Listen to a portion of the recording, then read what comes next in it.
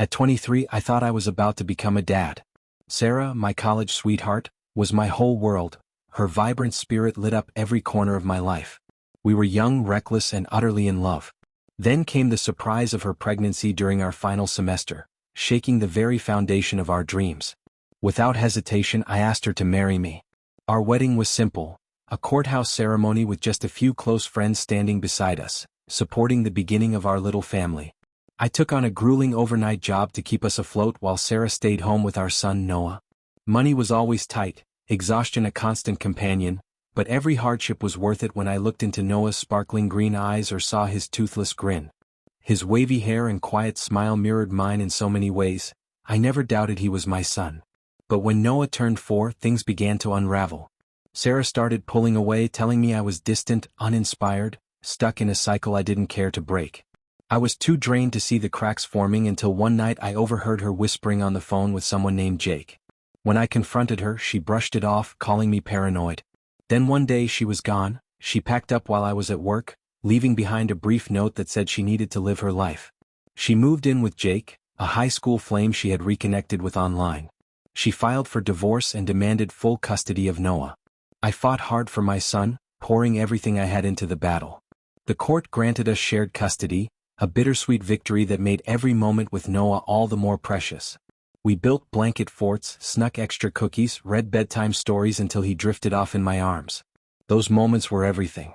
But then came the bombshell during a tense custody dispute over Noah's preschool. Sarah dropped a devastating claim in court. Noah wasn't mine, no blood relation. She said it coldly, like it was a fact, not a betrayal. A DNA test was ordered, and the waiting felt unbearable. When the results came back, the world crumbled beneath me. Zero chance I was his biological father. I was shattered. Alone in my apartment, I wept for the boy I had loved and raised as my own. Legally, I had no rights. Shared custody was revoked. I begged Sarah for just a chance to say goodbye, but she refused, claiming it would hurt Noah.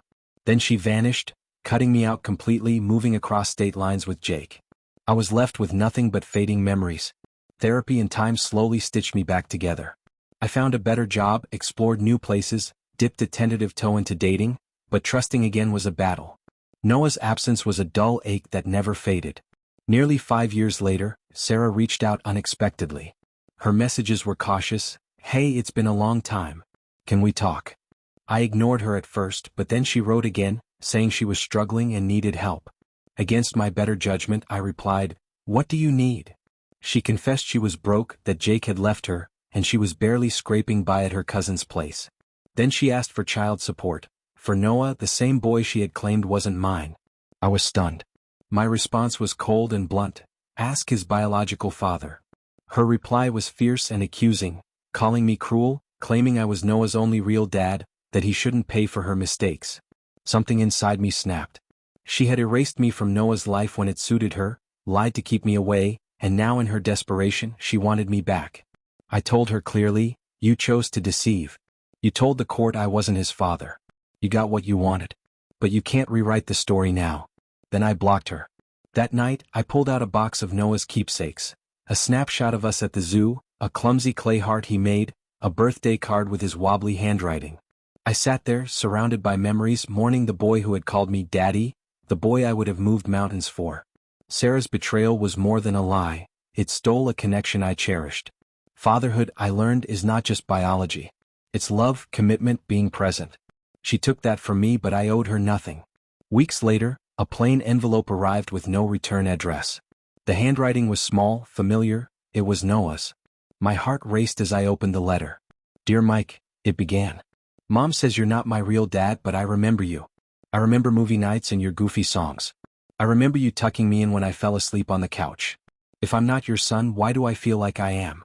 Mom says you didn't want me and that you moved on, but I don't think that's true. I found your address on an old school paper at the library.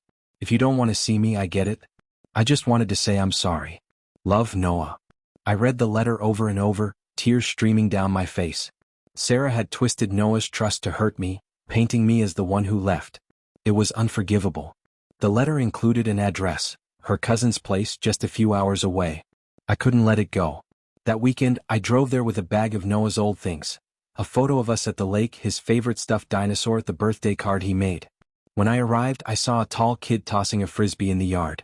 He was older now, curls wilder, but those green eyes, the same eyes, looked up and stopped. He whispered, "Mike." I nodded and he ran to me, wrapping me in a tight hug. We stood there, holding on, until Sarah appeared, looking worn and tired, her sparkle gone. "Noah, go inside," she said quietly. He listened but kept glancing back at me like I might disappear. I didn't know he had sent that letter. Sarah said softly, "Kids figure things out when you lie." I replied steady, "I know."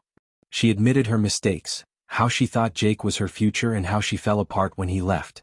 She tried to blame me. I didn't let her off easy. "You didn't slip up, Sarah. You made choices. You stole years from us." Tears ran down her cheeks as she apologized, but I cut through the pain. "You used Noah to hurt me. When it worked, you kept him away. Now you want my help, but only for what I can give." I told her I wasn't going to send money, but I was going to be in Noah's life. He wanted me there and she wouldn't take that away again. She nodded, worn down. "I won't stop you." "No, you never could." Since then we've been rebuilding.